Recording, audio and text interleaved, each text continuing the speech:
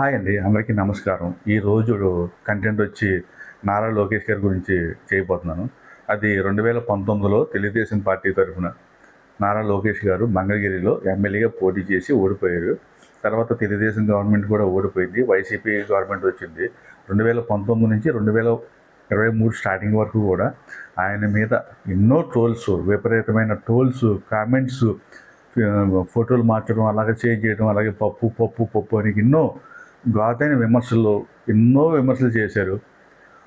అలాగే ఆయన అటువంటి ఏం పట్టించుకోకుండా ఎన్ని విమర్శలు చేసినా, ఎన్ని కామెంట్లు చేసినా, ఎన్నిసార్లు పప్పు పప్పు అని ఎన్నిసార్లు అన్నా ఆయన అసలు వెనకనేది చూడలేదు. ఆయన ముందుగా కొనసాగారు. తర్వాత 2023లో యువగళం పాదయాత్ర మొదలుపెట్టారు. నిజంగా లోకేష్ గారికి ఈ యువగళం పాదయాత్ర ఒక మైలు రాయి లాంటిది ఆయనకి నిజంగా. అలాగే ఆయనకే కాదు, పార్టీకి, తెలుగుదేశం పార్టీకి, కార్యకర్తలకి, నాయకులకి అందరికీ కూడా ఆ యువగళం పాదయాత్ర అనేది ఒక మంచి ఊపునిచ్చింది, మంచి ఉత్సాహాన్ని ఇచ్చింది. స్టార్టింగ్ నుంచి ఎండింగ్ వరకు కూడా అసలు నిజంగా గ్రాండ్ సక్సెస్ అయిందని చెప్పాలి యువగల పాదయాత్ర. సరే, పాదయాత్ర అయిపోయింది. తర్వాత మన చంద్రబాబు గారిని అరెస్ట్ చేశారు. అరెస్ట్ చేసిన తర్వాత అప్పుడు లోకేష్ గారు చాలా కొద్దిగా ఇబ్బంది పడ్డారు. లోకేష్ గారి ఫ్యామిలీ కొద్దిగా బాధపడడం జరిగింది. అప్పుడు లోకేష్ గారిని కూడా పాదయాత్రలోనే ఉంటేనే ఆయన్ని ఎక్కడే చంద్రబాబు నాయుడు గారిని కలవనివ్వకుండా కూడా అడ్డుకున్నారు. సరే, అయిపోయింది. ఆయన్ని రాజమండ్రి సెంట్రల్ జైల్లో తీసుకొచ్చి పెట్టారు. తర్వాత మన పవన్ కళ్యాణ్ గారు, లోకేష్ గారు, బాలకృష్ణ గారు, వీళ్ళ ముగ్గురు కూడా చంద్రబాబు గారిని ఆయన జైల్లో కలిశారు. ఆయనతో మాట్లాడి తర్వాత బయటకు వచ్చి ఒక ప్రెస్ మీట్ పెట్టారండి. ఆ ప్రెస్ మీట్ నిజంగా ఆంధ్రప్రదేశ్కి ఒక సంచలనం వార్త. నిజంగా ఆయన ఆ ప్రెస్ మీటే ఒక మంచి సంచలనం వార్త అయింది. అది అటు జనసేన కార్యకర్తలకి, నాయకులకి, ఇటు తెలుగుదేశం పార్టీ నాయకులకి, కార్యకర్తలకు కూడా మంచి ఊపిరిచ్చింది ఆ సంచలన వార్త. అది పవన్ కళ్యాణ్ గారు ఒకటే చెప్పారు, రేపు 2024లో మేము కలిసి పోటీ చేయబోతున్నాం, తెలుగుదేశం జనసేన కలిసి ముందుకు వెళ్తుంది రేపు 2024లో అని చెప్పి ఒకటి ఆయన చెప్పారు. నిజంగా అది ఒక అటు కార్యకర్తలకి, అన్ని తెలుగుదేశం కార్యకర్తలకి, ఇటు జనసేన కార్యకర్తలకి మంచి ఉత్సాహం నింపింది. తర్వాత ఈయన లోకేష్ గారు ఈ ఢిల్లీ వెళ్ళి బెయిల్ కోసం, అలాగే ఆయన ప్రయత్నాలు ఆయన చేయటం మానలేదు. ఆయన ప్రయత్నాలు ఆయన చేస్తున్నాడు ఢిల్లీలో, వాళ్ళని వీళ్ళని కలుస్తూ. తర్వాత మళ్ళీ ఆయన ఢిల్లీలో దాక్కున్నారు, అమరావతిలో ఉంటే అరెస్ట్ చేస్తారని చెప్పేసి అలాగే కూడా కామెంట్లు చేశారు. ఆయన్ని ఢిల్లీలో ఆయన ఏదో ఆన్లైన్లో మీట్ అవుతుంటే కూడా ఆయన మీద కామెంట్లు చేశారు. తర్వాత ఆయన కూడా సిట్టు పోలీసులు విచారించారు. ఆ విచారణలో పాల్గొన్నారు. తర్వాత చంద్రబాబు నాయుడు గారు బెయిల్ వచ్చి బయటకు వచ్చారు. సరే, తర్వాత ఎలక్షన్లు మొదలవుతున్నాయి. తర్వాత మన బీజేపీ, తెలుగుదేశం, జనసేన వీళ్ళ ముగ్గురు కలిపి కూటమిగా ఏర్పడి పోటీ చేద్దామని డిసైడ్ అయ్యి ముందుకెళ్ళారు. తర్వాత ఎలక్షన్లు స్టార్ట్ అవుతున్నాయి. అలాగే మన నారా లోకేష్ గారు మంగళగిరిలో కాకుండా ఎక్కడో మంచి మెజార్టీతో ఈజీగా గెలుపొంది చోట నగ్గాలి అని ఆయనకి లేదు. ఆయన ఎక్కడ 2019 సంవత్సరంలో ఎక్కడ ఓడిపోయారో మళ్ళీ అక్కడే తిరిగి పోటీ చేసి భారీ మెజార్టీతో గెలవాలని చెప్పేసి ఆయన పట్టుదలతో ఉన్నారు. మళ్ళీ తిరిగి ఆ మంగళగిరిలోనే నిలబడి రాష్ట్రంలోనే భారీ మెజార్టీతో గెలిచారు. అలాగే తెలుగుదేశం పార్టీ భారీ విజయం సాధించింది. చంద్రబాబు నాయుడు గారు సీఎం అయ్యారు, మన పవన్ కళ్యాణ్ గారు డిప్యూటీ సీఎం అయ్యారు, లోకేష్ గారు ఐటీ మినిస్టర్ అయ్యారు. అక్కడి నుంచి లోకేష్ గారు ఆయన పెట్టుబడులు, కంపెనీలు, ఇతర దేశాలు వెళ్ళి కలవడం, చేయడం, ఆయన బిజీలో ఆయన ఉన్నారు. ఆయన మెయిన్ ఆంధ్రప్రదేశ్ డెవలప్ అవ్వాలి, కంపెనీలు రావాలి, పెట్టుబడులు రావాలని చెప్పేసి ఆయన కృషి అయితే ప్రతిరోజు ఆయన నిజంగా చాలా కష్టపడుతున్నారని చెప్పాలి.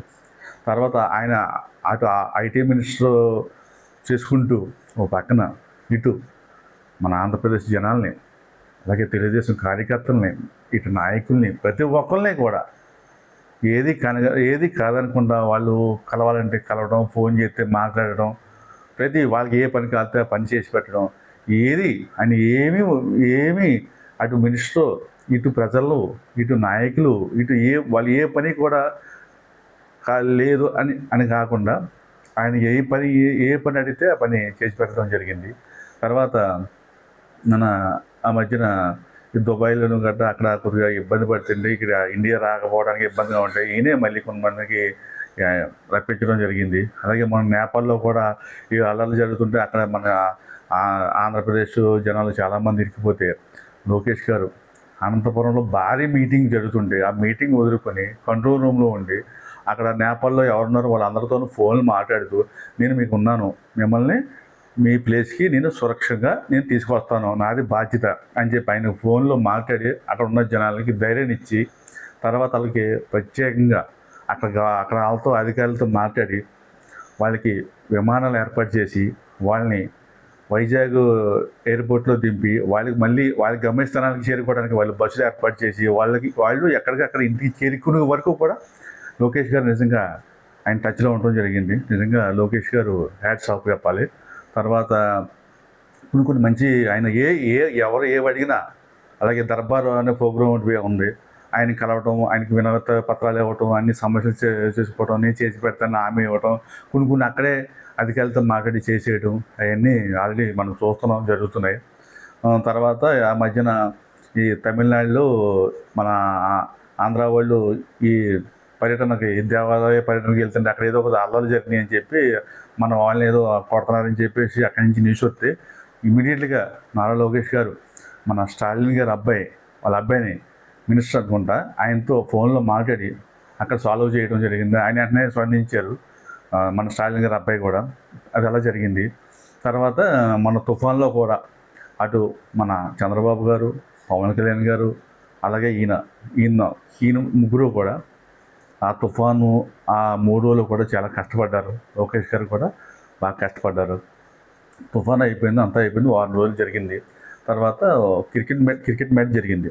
ఆ క్రికెట్ మ్యాచ్ ఆస్ట్రేలియా ఇండియా ముంబైలో జరిగింది.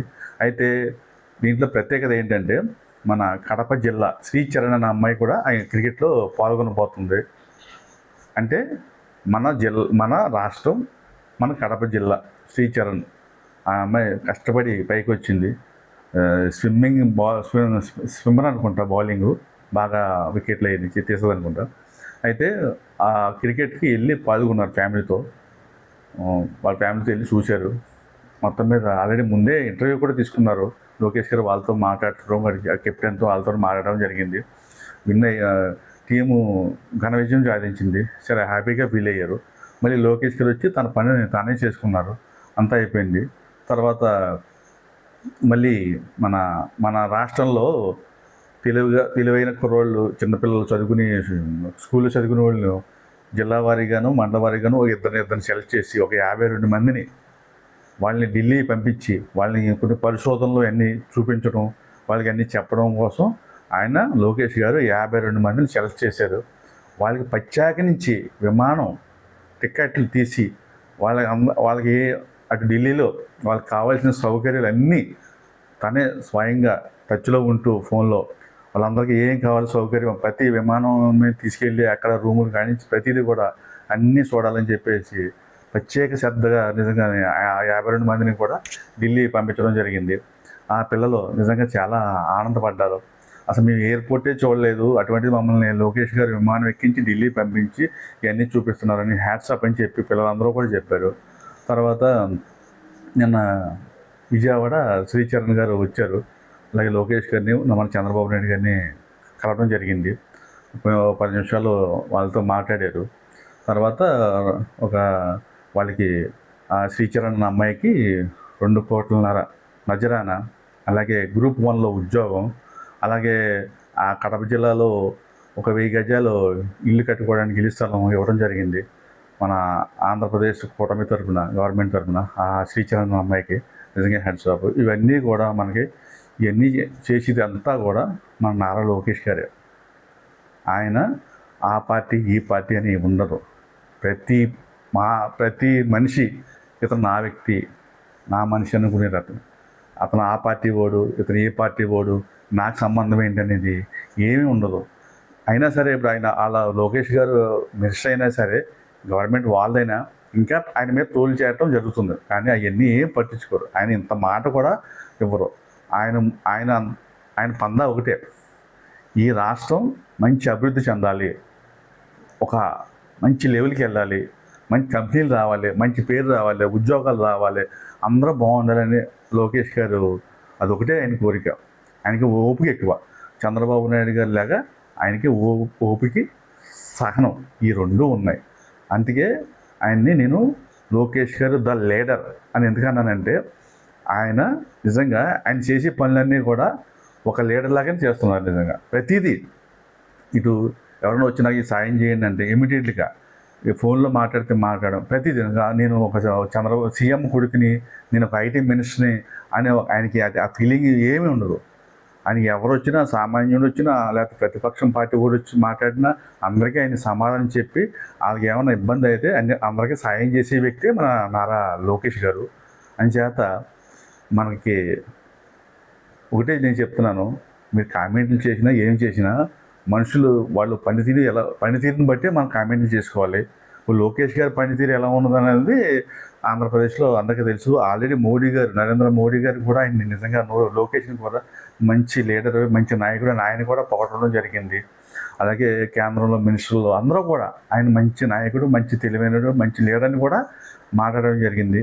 అలాగే మన ఆంధ్రప్రదేశ్లో కానీ, ప్రతి పక్క రాష్ట్రాల్లో కానీ, ఇండియా కానీ, ప్రపంచ పరంగా కూడా లోకేష్ గారు, నారా లోకేష్ గారు ఆయన ఏంటి అనేది ఇప్పుడు జనాలకి అందరికీ కూడా అర్థమైంది. నిజంగా అతను చెప్పుకోవాలంటే అతని కష్టం అతనికి నిజంగా ఫలితాన్ని ఇస్తుంది. నేను కంపల్సరీగా నేను చెప్తాను. అంచేత మనకి టాలెంట్ అనేది మన దగ్గరే ఉంటుంది. అది ఎప్పుడు బయటకు వస్తుందని ఎవరికీ తెలియదు. కానీ నారా లోకేష్ గారికి టాలెంట్ అనేది ఆయనకి చిన్నప్పటి నుంచి కూడా ఉంది. చిన్నప్పటి నుంచి కూడా టాలెంట్ ఉంది. టాలెంట్ ఉండడం వల్ల ఈరోజు ఆయన లోకేష్ గారు మంచి నాయకుడై, మంచి మినిస్టర్గా, మంచి తండ్రికి తగ్గ కొడుకుగా నిజంగా ఆయన నిజంగా మసులుతున్నారు. నిజంగా చెప్పుకోవాలంటే నారా లోకేష్ గారు ద గ్రేట్ లీడర్. లోకేష్ గారు ద లీడర్ అని నేను ఖచ్చితంగా చెప్తాను. Thank you.